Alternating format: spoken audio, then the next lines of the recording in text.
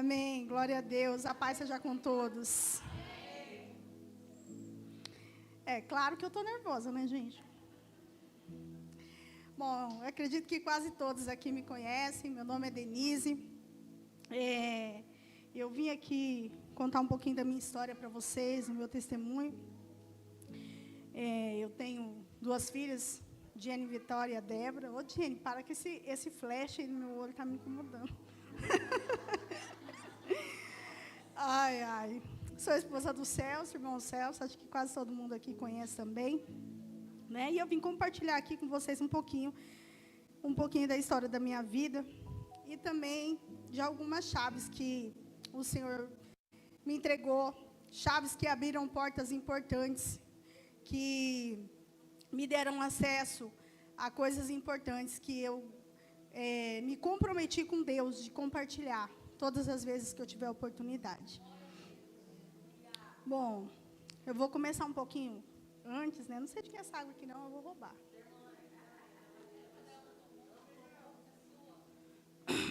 Então, vamos lá. Então, vou começar um pouquinho, né, antes dos fatos. Eu tinha mais ou menos no final dos 20 e poucos anos para 30 anos. E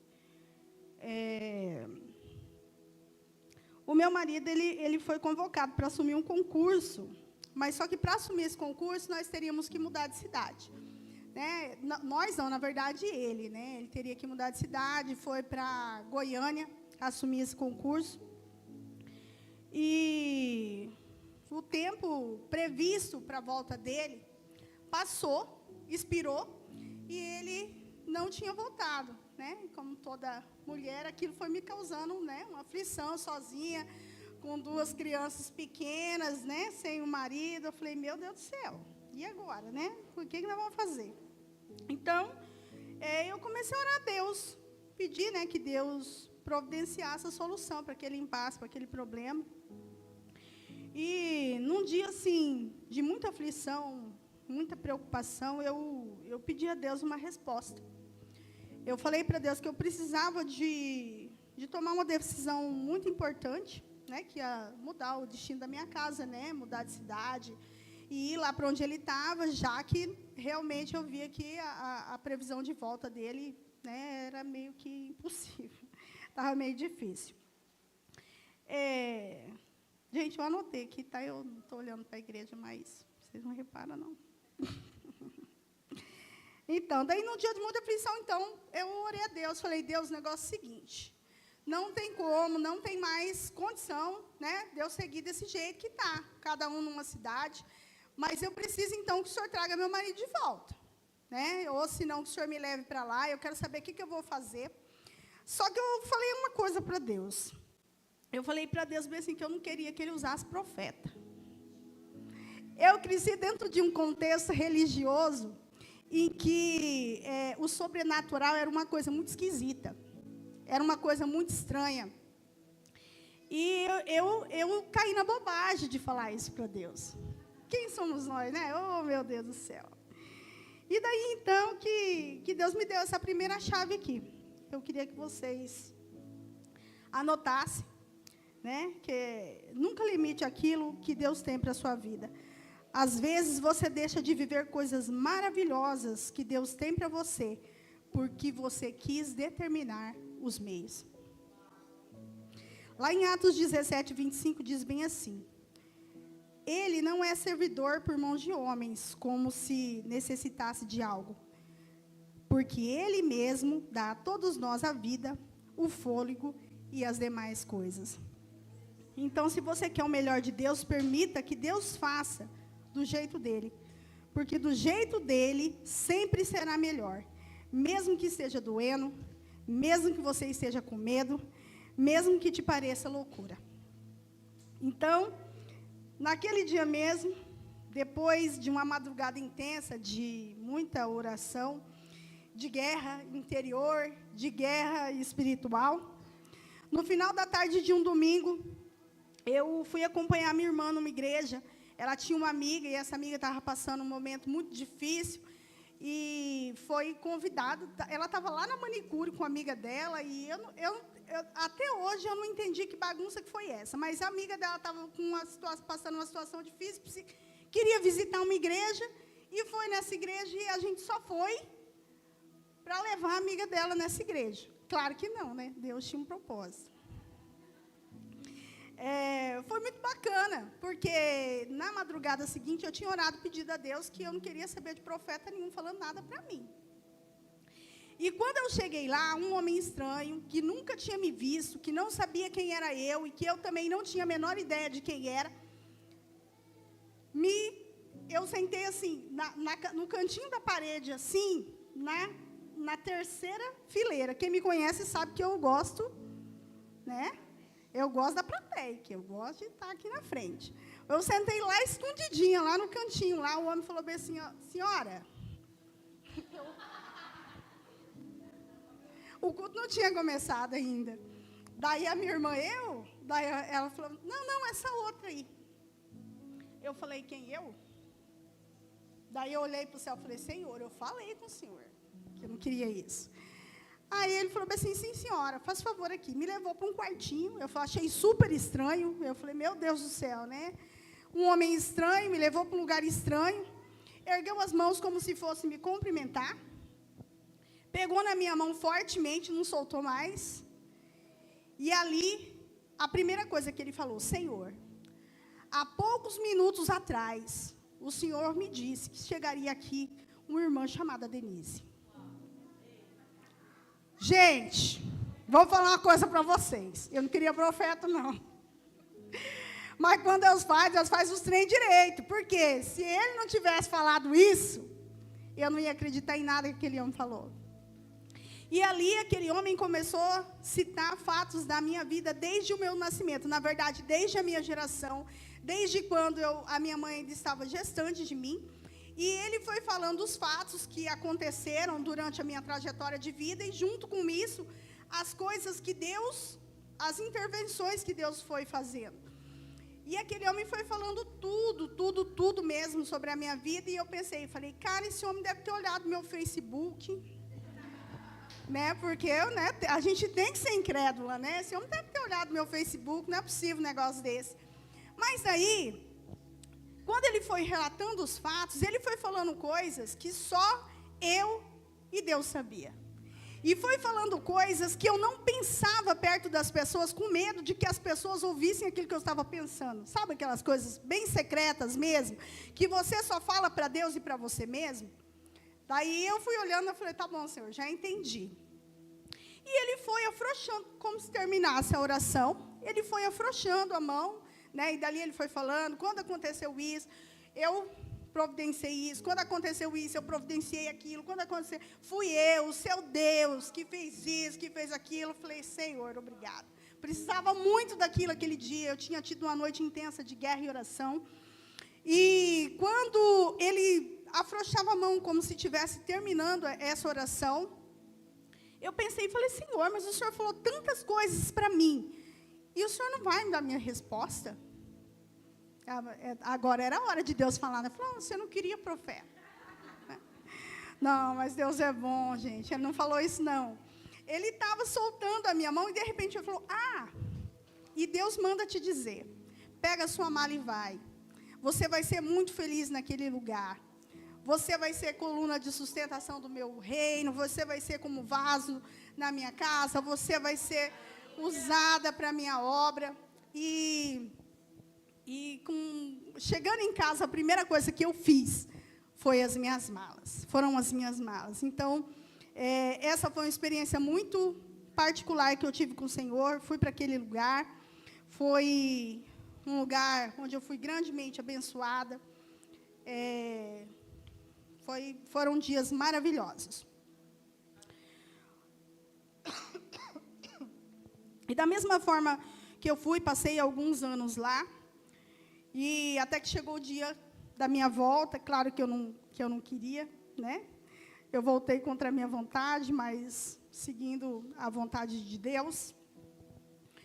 A transferência do Celso saiu depois de alguns anos, e daí ele voltou para Campo Grande.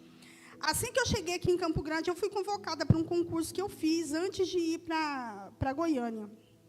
Né? Eu fui dar aula em uma escola aqui em Campo Grande. Para quem não sabe, eu sou professora. Eu fui dar aula nessa escola, e essa escola tinha uma diretora que era crente. Claro, né? E essa diretora que era crente, ela tinha uma amiga missionária que estava em Campo Grande, fazendo uma visita, e ela não convocou, mas convidou a todos que quisessem uma oração lá, para essa mesma mulher. Dessa vez eu não falei nada, gente. Meu Deus, se eu quiser usar, pode usar, fica à vontade. Não vou me intrometer nas suas coisas. O senhor sabe de todas as coisas. E assim, né, foi. E assim foi. Aquela mulher fez uma oração para mim, né, falou com todos ali, e também falou comigo. Falou bem assim, o Senhor manda te dizer que dá os tempos esteve contigo, aquele papo. Falei, até agora nenhuma novidade, né? Aí falou, mas que Deus vai permitir que a sua saúde seja tocada. Mas vai ser para minha honra e glória, não vai ser para sua morte e tal, né? Daí eu falei assim, beleza, glória a Deus, né? Recebo, que Deus me fortaleça. E daí, logo ali, eu tive uma pneumonia. Não, mas antes disso, eu quero falar outra coisa. Eu estava bem, né, gente? Estava bem. Estabilidade financeira, estabilidade emocional, estabilidade profissional. Nossa, eu estava tudo bem, né? E aqui eu quero abrir um parênteses para vocês, falar um pouquinho, né, sobre outra chave importante aí. Anota aí. Eu vou passar, amiga, eu vou passar para você a cópia das minhas chaves, para você abrir as portas. Para alcançar a maturidade espiritual, é necessário a gente aceitar a aprovação da fé. E aceitar o processo que vem para essa aprovação. Lá em Tiago 1, 2, 4. Nossa, mas Tiago me bateu a semana inteira. Meu Deus do céu. Mas esse Tiago. Meus irmãos, considerem motivo de grande alegria sempre que passarem por qualquer tipo de provação. Pois sabem que, quando a sua fé é provada, a perseverança tem oportunidade de crescer. É necessário que ela cresça, pois, quando estiver plenamente desenvolvida, vocês serão maduros e completos, sem nada que lhes falte. Então, minhas irmãs, se está tudo bem há muito tempo, tem algo errado, tá? Se está tudo bem há muito tempo, tem algo errado. Se você está pensando que... falar, meu Deus do céu, mas não dá uma trégua. A hora que eu penso que eu estou uma rasteira. Rasteira é isso aí mesmo, gente. Né? Tá tudo certo. Não tem nada de errado nisso. O mais engraçado é que Tiago fala ainda que a gente tem que ficar feliz, né? Ainda com tudo isso. Mesmo que você esteja passando todas essas coisas, você ainda tem que ficar felizinho. Tiago 1:2 fala que você tem que ficar feliz quando você passar pelas aflições. Então, eu estava estagnada na minha zona de conforto, estava tudo bem, né?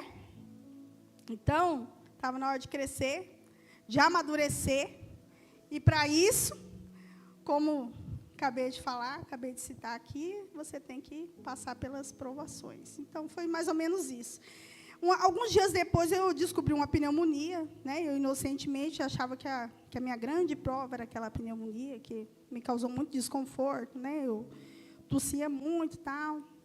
E depois a pneumonia passou, eu achei que estava tudo certo. Só que daí, um dia, eu descobri um caroço na minha mama. Ele tinha mais ou menos o tamanho de um feijãozinho, né? Eu fazia meus exames periodicamente. Antes disso, eu trabalhei 12 anos na saúde também. E, então, por conta das experiências vivenciadas com outras mulheres, eu era bem assídua nos meus exames. E daí eu descobri, né, esse caroço na minha mama. Eu fui para fazer um exame. Só que o médico que realizou o procedimento em mim, quando ele foi fazer a punção, era para ele inserir, para pegar um material. E daí ele já tinha tentado 3 vezes e dói muito. Eu acho que ele ficou, tipo, com dó de mim, achando que eu fosse, sei lá, reclamar ou processar ele, alguma coisa assim, ele acabou pegando aquela porção superficial mesmo. E essa porção superficial, ela não identificou que era um nódulo maligno. Ela identificou um fibroma, que é aquela cápsula que a nossa colega aqui acabou de, né, explicar. Então, o corpo ele cria uma membrana, né, que uma defesa ali do próprio organismo. E foi essa membrana que ele coletou. E deu negativo. Eu estava tranquila, tinha dado negativo, né? Só que eu também tinha dado uma turbinada, né? E daí, com 9 meses, aquele carocinho de feijão tinha virado um limão enorme. Estava enorme ali, uns, acho que 5 ou 6 centímetros, estava bem grande. E eu falei, não, isso não está fora do normal. Eu achei que tivesse sido alguma quiloide da cirurgia de mama. Eu procurei o cirurgião plástico que tinha me operado. Aí ele me colocou numa parede branca, assim, eu lembro como se fosse hoje. Quando ele tocou na minha mama, ele olhou para os meus olhos. Aí, a hora que ele olhou para mim, eu já fiz a leitura total. Falei, algo de errado não está certo, né, doutor? Eu falei, pois é. Já me encaminhou para o doutor Jefferson, oncologista. Doutor Jefferson também maravilhoso, não posso reclamar, um médico fantástico. Rapidamente fez uma biópsia de verdade em mim, né?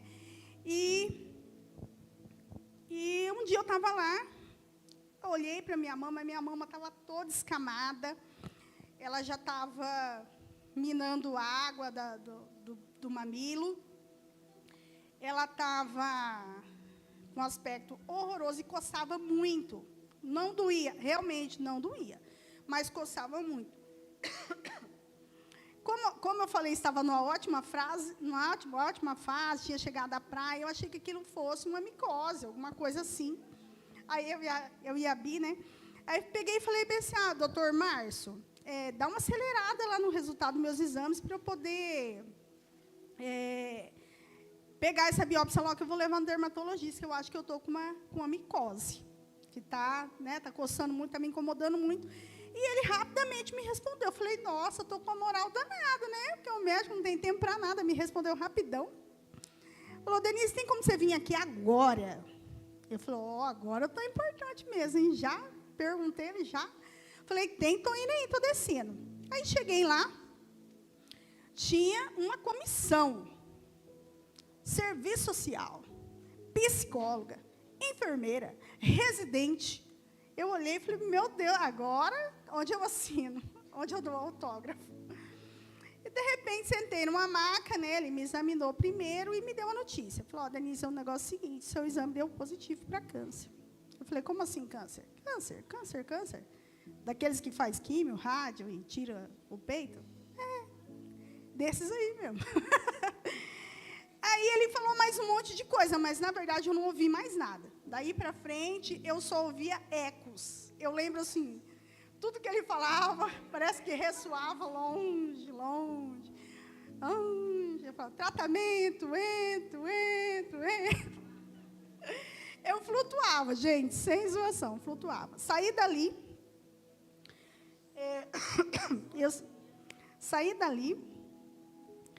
eu liguei para quem? Para minha mãe, para o meu pai, para o Batman? Não, liguei para minha best friend forever. Gente, a minha best friend forever, liguei para ela, falei, vou morrer, amiga! Foi exatamente isso que ela fez. Misericórdia, Jesus! E nem era crente ainda. Não, já era crente. Já estava começando, né, amiga? Estava caminhando.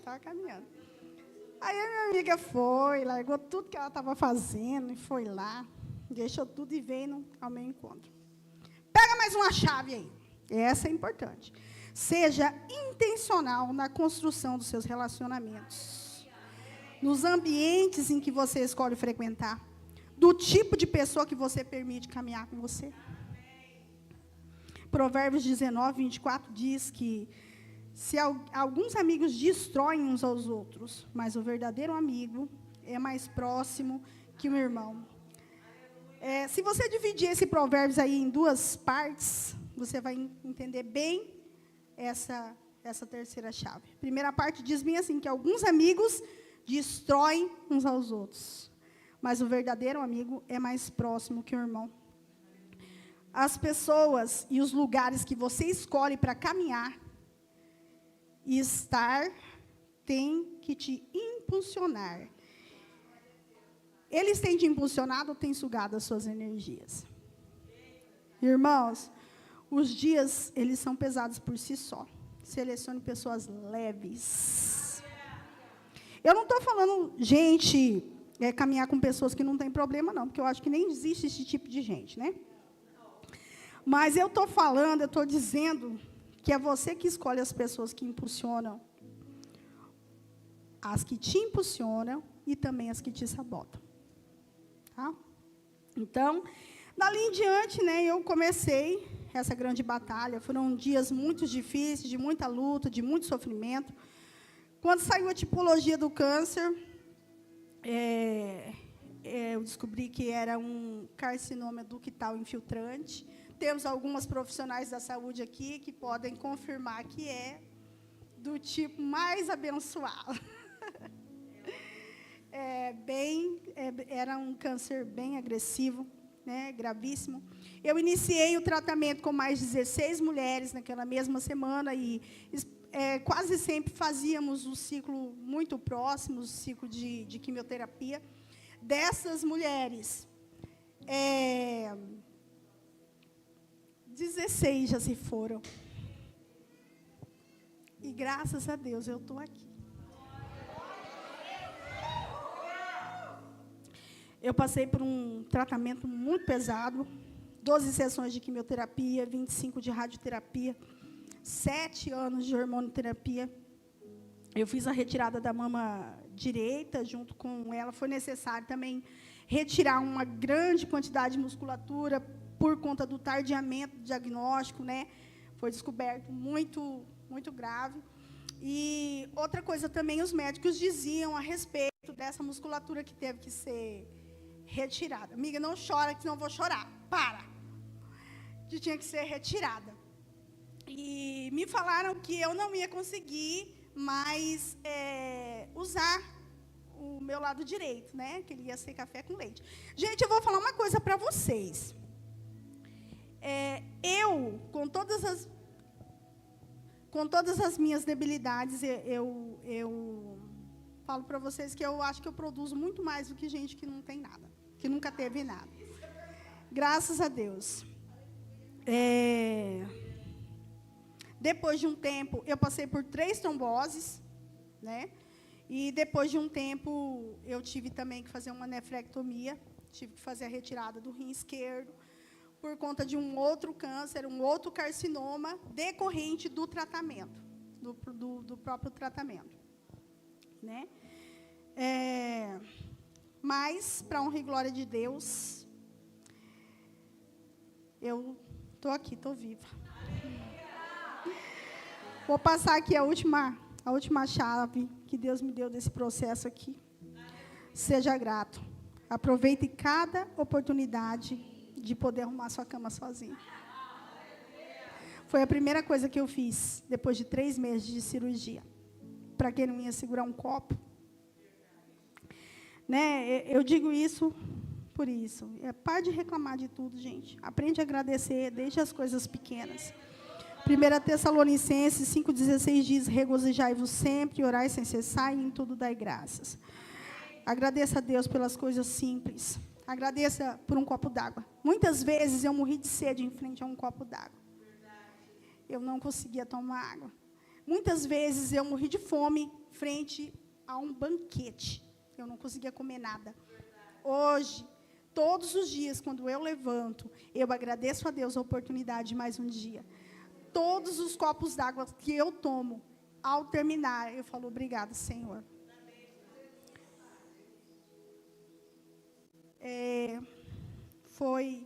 Foram muitas intercorrências, né, nesses tempos, foram tempos difíceis, várias vezes eu quase me fui, várias vezes vi minha família, né, no pé do leito, reunida, esperando. Mesmo aquela doida ali, falar que eu não ia morrer, não. Mas, graças a Deus, Eu quero dizer para vocês que é possível vencer o câncer. Se Deus tiver um propósito na sua vida, é possível fazer qualquer coisa. Então, seja alvo de um propósito de Deus. Se você for alvo de um propósito de Deus, você só vai morrer quando esse propósito se cumprir. Amém.